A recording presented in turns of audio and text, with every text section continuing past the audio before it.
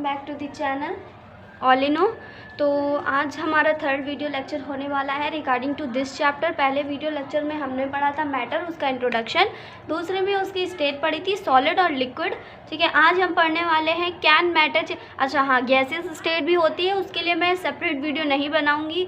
मैं आपको कंपैरिजन की एक PDF प्रोवाइड कर दूंगी, उसमें सॉलिड, लिक्विड और गैस का कंपैरिजन है, आप उससे गैस को देख लीजिएगा। ओके, तो आज के टॉपिक में, आज के वीडियो में हमें पढ़ना है can matter change it's state. क्या मैटर अपनी स्टेट को चेंज कर सकता है? हाँ, बिल्कुल कर सकता है। जनरली आप देखेंगे कि जो वाटर है वो पहले कौन सी स्टेट में होता है? लिक्विड स्टेट में होता है। ठीक है, अब जब हम उसे फ्रीजिंग पॉइंट तक लाते हैं, ठीक है, तो वो कैसा हो जाता है? वो सॉलिड में हो जाता है। ठीक, और जब हम उसे बॉइलिंग पॉइंट तक लाते हैं तो वो वेपर में चेंज होता है। यानी कि वो वाटर था, लिक्विड था, फ्रीज में गया, फ्रीज हुआ तो आइस बना, सॉलिड बना, फिर वो बॉयल हुआ तो वेपर बन गया। ठीक, तो यानी कि वो लिक्विड में था, फिर वो सॉलिड बना और फिर गैस बन गया। ठीक है, तो यही है कि सारे जो मैटर्स होते हैं वो चेंज हो जाते हैं। तो सबसे पहले ये देखो, वही चीज़ ये डायग्राम में गिवन है, जैसे कि वाटर को अगर हम कोल्ड करेंगे तो आइस बनेगा, आइस को हीट करेंगे तो फिर से वाटर। ठीक है, वाटर को अगर हम वाटर वेपर को कोल्ड करेंगे तो वाटर बनेगा और हीट करेंगे तो water vapour. Solid, liquid, gas, ये तीनों चीज़ें बन रही हैं।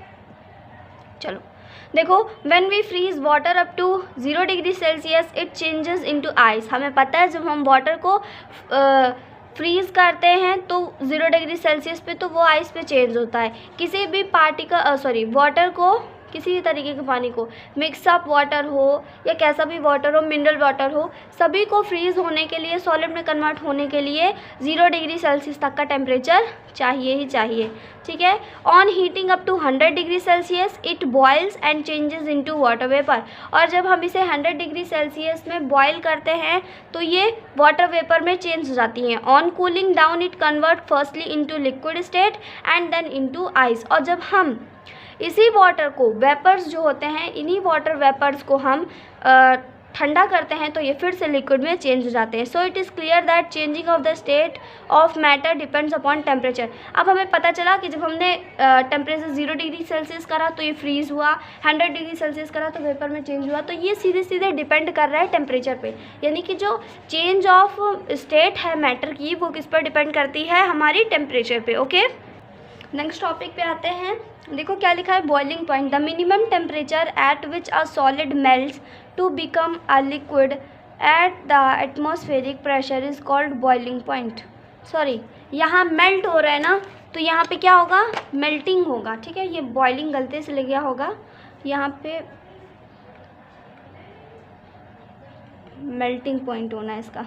ठीक है, तो सबसे कम टेम्परेचर जिस पे, ये टेम्परेचर है शॉर्ट फॉर्म ठीक है, तो वो सबसे कम टेम्परेचर जिसमें सॉलिड जो है वो अपनी स्टेट को छोड़ना स्टार्ट कर देता है, यानी कि मेल्ट होने लगता है एक लिक्विड बनने के लिए। क्योंकि देखो, सॉलिड, दो तरीके के सॉलिड होते हैं, एक मेल्ट होते हैं तो लिक्विड में चेंज होते हैं, एक मेल्ट होते हैं तो गैस में सीधे चल जाता है। तो ये यहाँ पे अभी हम कौन सी की बात कर रहे हैं? यहाँ पे हम लिक्विड वाले की बात कर रहे हैं। जो मेल्ट होते हैं तो लिक्विड बनते हैं। जैसे आयरन को अगर हम बहुत ही ज़्यादा टेम्परेचर पे, आयरन वैसे जल्दी हीट नहीं होता, लेकिन हम बहुत ज़्यादा टेम्परेचर पे हीट करेंगे तो वो पहले लिक्विड ही चेंज होगा। ठीक है, तो the minimum temperature at which a solid melt to become a liquid at the atmospheric pressure. Atmospheric के प्रेशर में, एटमॉस्फेरिक यानी कि एटमॉस्फेयर में क्या है? गैस। और गैस के प्रेशर पे जब सॉलिड मेल्ट करना स्टार्ट होता है लिक्विड में, उसे ही हम बोलते हैं मेल्टिंग पॉइंट। ठीक है, तो वो मिनिमम टेम्परेचर जिसमें एक सॉलिड लिक्विड में मेल्ट होना स्टार्ट कर देता है एटमॉस्फेरिक प्रेशर की प्रेजेंस में, उसे हम बोलते हैं उसका मेल्टिंग पॉइंट। ठीक है, नेक्स्ट 2 आते हैं मेल्टिंग पॉइंट।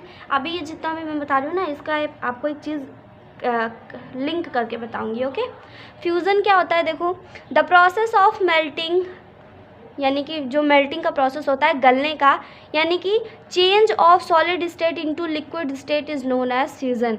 तो यहाँ पे टेम्परेचर बोला जा रहा था, मिनिमम टेम्परेचर। उस टेम्परेचर पे जब कोई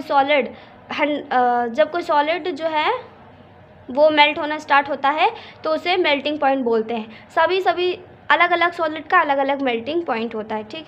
यहाँ पे फ्यूज़न, यहाँ सीधे प्रोसेस हो रहा है, यानी कि वो प्रोसेस, मेल्टिंग का प्रोसेस, जब कोई सॉलिड लिक्विड में चेंज होता है तो उस प्रोसेस को हम बोलते हैं फ्यूज़न, ओके। उसके बाद देखते हैं लेटेंट हीट ऑफ फ्यूज़न। ये तो मैं आपको उसी से बताऊंगी, ये अभी आपको समझ में नहीं आएगी, ठीक है। कंडेंसेशन और लिक्विफिकेशन देखो क्या होता है, the process in which matter changes it's gaseous state into liquid state. वो प्रोसेस जिसमें जो मैटर है अगर वो गैस की स्टेट में है तो वो लिक्विड स्टेट में आ जाएगा, उसे ही हम कंडेंसेशन और लिक्विफिकेशन। लिक्विफिकेशन याद रखना, लिक्विफिकेशन से साफ साफ हो रहा है कि गैस जो है वो लिक्विड में चेंज होने वाली है, ओके। फ्रीजिंग हमें पता है, जब कोई लिक्विड जो है वो फ्रीज हो जाता है, सॉलिड में कन्वर्ट होता है, यानी कि the temperature at which the liquid state convert into solid state is called freezing point. यानी कि वो टेम्परेचर जिसमें लिक्विड स्टेट सॉलिड स्टेट में कन्वर्ट होती है उसे फ्रीजिंग पॉइंट बोलते हैं। और ये जो प्रोसेस होता है फ्रीजिंग का, इसे वो मतलब फ्रीज का जो प्रोसेस होता है इसे फ्रीजिंग बोलते हैं, ठीक है। अब चलो एक अच्छा सा ये जो लेटेंट हीट वाला है ये देख लेते हैं। ये आपको घर में करना है, और अगर आप ना करें तो कभी भी ऑब्ज़र्व करिएगा, जब आपकी मम्मी आपकी किचन में जो है ना वाटर को बॉईल कर रही हों तो ज़रूर आप ऑब्ज़र्व करिएगा कि देखिए, जब नहीं आप कर सकते हैं, ठीक है, आप करके देखिएगा एक बार, आपको क्लियर हो जाएगा। देखना आपको क्या करना है, एक बाउल लेना है, ठीक है, बाउल में हमें आइस डालनी है, और आइस डालने के बाद उसे जो हमारी गैस होती है उसके ऊपर रख देना है, ओके, ठीक है। देखो मेरी ड्राइंग बिल्कुल भी अच्छी नहीं है, मैं ऐसे ही बता दे रही हूँ। ये है हमारी आइस, ये हमारी जो है बर्नर, इसमें हमें टेम्परेचर को चेक करने के लिए थर्मोमीटर ऐड करना पड़ेगा, ठीक है, और एक स्टैंड भी ऐड करना पड़ेगा। वुडन स्टैंड ले लो या ग्लास का रॉड ले लो, ठीक है, घुमाने के लिए इसको। अब देखो आपको क्या करना है, सबसे पहले इसे मेल्ट करना है। ये सॉलिड में है, ठीक है, इसे मेल्ट करना स्टार्ट करें। यानी कि ये फ्रीज़ कितने पे हुई थी, हुई होगी, फ्रीजिंग पॉइंट हमने क्या बताया था, 0 डिग्री सेल्सियस, ठीक है। मेल्टिंग पॉइंट 100 डिग्री सेल्सियस, ठीक है। देखो जैसे अब देखो लो फ्लेम पे करना, ठीक है। अब जैसे ही आप धीरे धीरे फ्लेम को तेज़ करते जाओगे ये मेल्ट होने लगेगी। अब इससे जो है आपको ऐसे ऐसे ऐसे ऐसे घुमाना है इसे, ताकि ये अच्छे से मेल्ट हो। अब जब ये 100 डिग्री सेल्सियस पे पहुंच जाए तो यानी कि जो वाटर है वो भी 100 डिग्री सेल्सियस पे, इसकी जो गर्माहट होगी वो भी 100 डिग्री सेल्सियस होगी, तो आपको इसमें पता चल जाएगी थर्मोमीटर से। लेबोरेटरी थर्मोमीटर लेना है, ओके। तो अब आपको ये जो आइस है ये पूरी तरह वाटर में चेंज हो चुकी होगी। अब जब ये 100 डिग्री सेल्सियस पे कंप्लीटली पहुंच जाएगी तो ये वेपर्स में जो है ना वो कन्वर्ट होना स्टार्ट हो जाएगी। अब धीरे धीरे जो पहले जो आइस था वो वाटर में चेंज हुआ, और फिर वाटर से वेपर में हो गया मोर, ठीक है। 100 डिग्री सेल्सियस से ज़्यादा अगर हम बढ़ा देते हैं तो वो वेपर में चेंज होना स्टार्ट हो जाता है, ठीक है, ओके।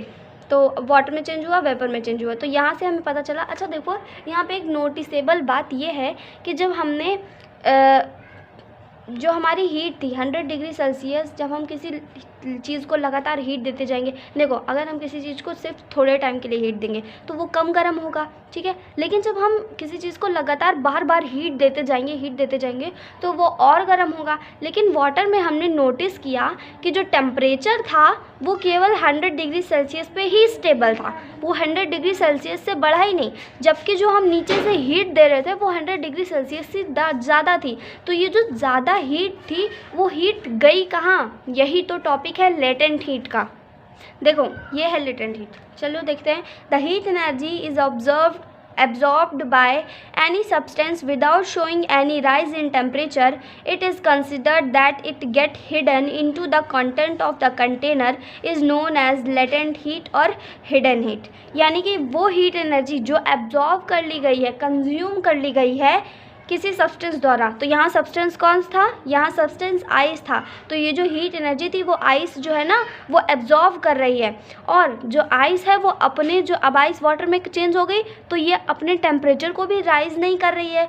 तो अब ये माना गया जो हमारी लगातार हीट जा रही थी, जो ज़्यादा हीट जा रही थी, वो जो है ना वो छुप गई है इस कंटेनर के कंटेंट में, क्योंकि इस कंटेनर को भी तो हीट होने के लिए थोड़ा समय चाहिए, तो वही हीट जो है ना वो ये कंज्यूम कर लेता है, और ये जो हीट कंज्यूम करता है जो हमारा कंटेनर है, ठीक है, जिसमें हम अपना सब्सटेंस रखते हैं, उसी चीज़ को हम बोल देंगे हिडन हीट। यानी कि the heat energy is absorbed by any substance without showing any rise in temperature.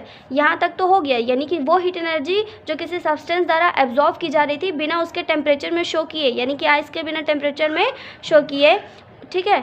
It is considered that it get heated into the content of container is known as latent heat. और अब वो माना गया, क्योंकि rice temperature में हो नहीं रहा था, तो अब माना गया कि ये जो कंटेंट है, ये जो कंटेनर है, जो हीट एनर्जी इसे बार बार मिल रही थी वो इसके कंटेंट में छुप गई है जाके, और इसीलिए इसे बोलते हैं हिडन हीट और लेटेंट हीट। ओके, इसे फट से देख लेते हैं। लेटेंट हीट ऑफ फ्यूज़न क्या होता है? The amount of heat energy that is required to change 1 kilogram of solid into liquid at atmospheric pressure as its melting point is known as latent heat of fusion।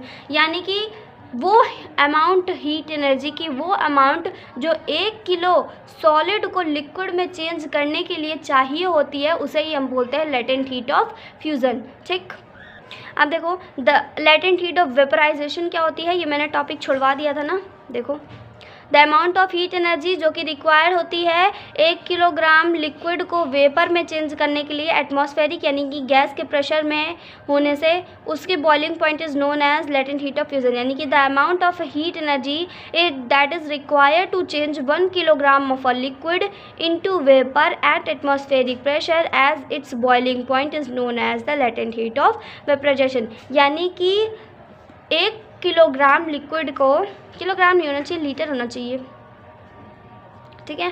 1 litre liquid को वो heat energy, वो amount heat energy की जो 1 litre liquid को vapour में change करने के लिए ज़रूरत उसकी पड़ती है, उसके बॉइलिंग पॉइंट के रूप में उसे ही बोलते हैं latent heat of vaporisation. Okay class, तो ये आज का आपका ये टॉपिक कंप्लीट होता है। उसके बाद एक लास्ट टॉपिक और बचा है इसका, ठीक है। उसमें हम चेंज ऑफ मैटर जो है सॉलिड से लिक्विड, लिक्विड से सॉलिड, गैस से, ये वाला देखेंगे। तो देख लीजिएगा आप इस वीडियो को, अगर इसमें कोई भी प्रॉब्लम हो तो पूछ लीजिएगा। और हाँ, जल्दी से जल्दी चैनल को सब्सक्राइब कर दीजिए ताकि मैं आपका स्टडी स्केड्यूल आपको प्रोवाइड कर सकूँ कि आपको इस पर्टिकुलर टाइम पर ही वीडियो मिलेगा। ओके, इससे आपको भी ईज़ रहेगा और मुझे भी ईज़ रहेगा। So thank you class. और अगर इससे रिलेटेड कोई भी चीज़ ना समझ में आई हो तो मुझे बता दीजिएगा, और जो कंपैरिजन है सॉलिड लिक्विड गैस का वो आपको डिस्क्रिप्शन में उसका लिंक मिल जाएगा। आप PDF से देख के चाहे तो नोट्स बना ले, वरना आप उसे एक बार रीड कर लीजिएगा, आपको समझ में आ जाएगा। Okay, bye.